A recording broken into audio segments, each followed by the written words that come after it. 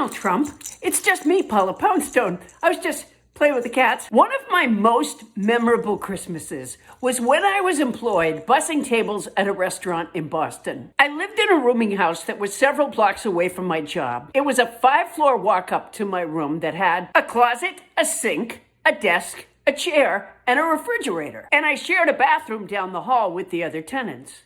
Oh, and there was a rug in my room. What I didn't have and couldn't afford was a vacuum cleaner. The restaurant was closed on Christmas, but I had the keys because I worked very long hours doing janitorial type work there. So on Christmas Day, I walked to the restaurant, carried their upright vacuum cleaner to my room, vacuumed, and carried the vacuum back. It wasn't a religious type thing. And that's what I want to talk to you about. You couldn't come up with anything better to do on Christmas than post on social media between 100 and 200 times? I've literally read a source that said you posted 100 times, and another source that said you posted 150 times, and another source that said you posted 200 times. Probably no one counted that carefully because they had better things to do on Christmas. Even AI had better things to do than count your posts. Did Melania keep asking you to put your phone down and come hate Christmas with her? Your posts are making you look nuttier and nuttier. I wish you had called me. I